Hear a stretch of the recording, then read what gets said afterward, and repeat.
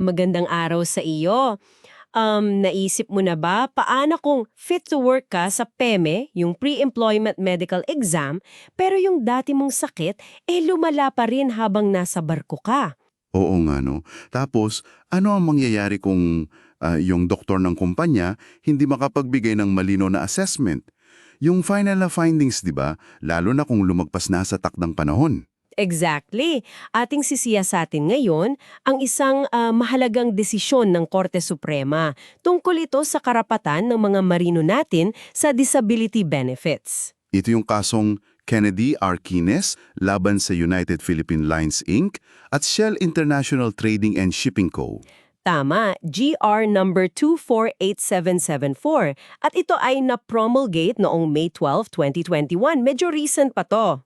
Sige, simulan natin. Okay, himayan natin. Itong si G. Queenis, able seaman siya sa UPLI since 2002 pa. Matagal na. May dati na siyang hypertension pero lagi naman siyang fit to work sa PEME. Laging pasado sa medical bago sumampa. Oo. Tapos, December 10, 2015, pumirma siya ng bagong kontrata. Importante to, idineklara niya yung dala niyang gamot para sa alta presyon, so alam ng kumpanya. Transparent siya. Yes. Habang nasa biyahe, sa barkong Silver Ebuna, nakaranas siya ng chest pains, pagkahilo, ganon. Tapos yung BP niya, grabe, 170/100. Ang taas nun. Delikado na yon habang nasa laot. Kaya ayun, pinauwi siya na repatriate siya noong April 1, 2016. Pag-uwi niya, syempre diretso sa company designated physician. Sa Marine Medical Services yun. Madaming tests ang ginawa sa kanya doon. Pero hindi lang doon. Nagpatingin din siya sa sarili niyang doktor, si Dr. Pascual. Oo, karapatan naman niya yun. At dito nagkaiba. Ang sabi ni Dr. Pascual, si G. Queenis daw ay medically unfit to work as a seaman. Oh, bakit daw? Anong diagnosis? Dahil daw sa ischemic heart disease at saka hypertension stage 2. So mas malala yung tingin ng personal doctor niya. Teka. So ano naman ang sinabi ng mga doktor ng kumpanya? Kasi sabi mo nagkaiba sila. Ayun nga, yung report ng company doctors lumabas mga November 18, 2016 na yon. Ang sabi, cleared from cardiac and neurologic standpoint. Tapos, hypertension controlled daw. Ha? Parang ang layo sa findings ni Dr. Pascual? Malayo nga. Tapos yung mga sintomas daw niya, yung pagkahilo, chest pain, likely psychiatric daw. Baka anxiety lang daw or hyperventilation. So parang sinasabing nasa isip lang. Parang ganun yung dating. At ang pinaka-assessment nila, not permanently unfit for sea duties. Pero ito yung crucial eh. Ano yun? Hindi sila nagbigay ng final disability grading. Wala. Nag-recommend pa sila ng psychiatric evaluation. So parang may duda pa sila, kailangan pa ng ibang expert. Parang ganun. Kaso, hindi naman itunuloy ng kumpanya yung psychiatric evaluation na yun. So, yun lang yung assessment nila na parang bitin. Okay, so magkaibang medical opinion tapos hindi pa final yung sa company doctor. Anong nangyari sa kaso? Saan to unang dalala? Unang duminig dito yung Panel of Voluntary Arbitrators, yung PVA. Sila yung parang korte para sa mga reklamo sa maritime, diba? Oo, sa mga labor disputes ng seaman. Anong hatol nila? Pinaboran nila si Queenis. Total and permanent disability benefits ang iginawad. Malaki yun.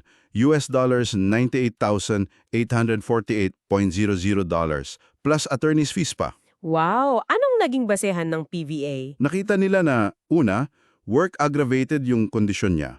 Lumala dahil sa trabaho. Pangalama, at ito yung pinaka-key, lumagpas na yung 240 days mula nung repatriation niya. Yung 240 days na palugit para sa final assessment? Oo. Wala ngang final assessment na binigay yung company doctor sa loob ng 240 days na yun. Kaya para sa PVA, total and permanent na yun, by law. Malinaw.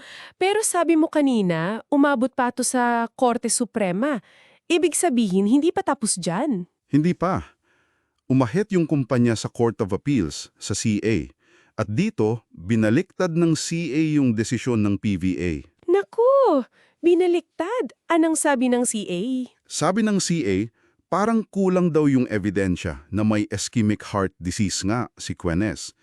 Tapos yung hypertension lang daw, hindi sapat para masabing permanently unfit na siya. So hindi sila naniwala sa PVA at kay Dr. Pascual? Parang ganon.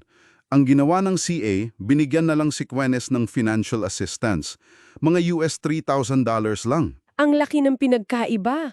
From almost $99,000 down to $3,000, grabe. Dito na siguro pumasok ang Korte Suprema. Tama? Umakyat si Quenes sa Supreme Court. Ang tanong ngayon, may karapatan ba talaga siya sa Total and Permanent Disability Benefits? Sino ang tama? PVA o CEA? At ano ang final verdict ng SC? Binaliktad ng Korte Suprema ang CEA. Ibinalik nila ang desisyon ng PVA. Panalo si Quenes. Hay, salamat! Ano ang mga naging batayan ng Korte Suprema? Yung mga doctrines na sinasabi. Oo, may 4 na mahalagang punto silang tinalakay. Una, yung work aggravation. Paulit-ulit to sa mga kaso ng Siemens Na kahit may sakit ka na dati, Aha. Basta napatunayan mong lumala dahil sa trabaho mo sa barko, which is usually stressful at physically demanding, kompensable yon. Dapat bayaran. Hindi excuse yung fit to work sa PEME. okay, malinaw yon. Pangalawa? Pangalawa, yung inconclusive medical assessment. Yung report ng company doctors, hindi daw final and definitive. Hindi malinaw kung fit or hindi fit ba talaga siya according sa kanila. Walang disability rating, may suggestion pa for further tests. So hindi pwedeng pabitin, ganon. Dapat klaro. Dapat klaro, kung unfit, ano yung rating. Kung fit, sabihing fit. Hindi yung parang, baka okay, baka hindi, pa-check pa natin. Makes sense. Tapos yung pangatlo, yung 240 days. Yan. Lapse of 240 days. Napaka-importante nito. Sinasabi ng batas, kapag lumagpas na ang 240 araw mula repatriation, tapos wala pa ring final and definitive assessment galing sa company-designated physician, Ano mangyayari? automatic na yon. Itinuturing ng total and permanent ang disability ng seaman by operation of law. Hindi na kailangan ng pruweba pa. Yung pagkakadelay mismo ng assessment ang basihan. Wow! So batas na ang nagsabi. Dahil lang sa delay. Oo, dahil lumagpas na sa 240 days si Quenes ng walang final assessment, total and permanent disability na siya sa mata ng batas. Okay. At may pang-apat pa. Meron pa, ito yung Maintenance Medication Rule. Medyo technical to, based sa DOH Administrative Order. Ano yon? Sinasabi doon na kung ang isang marino ay umiinom na ng higit sa 2 klase ng maintenance na gamot, Higit sa 2? oo, para sa mga certain conditions like hypertension, diabetes. Kung higit 2 na yung maintenance meds mo, hindi ka na dapat ideklarang fit for sea duties.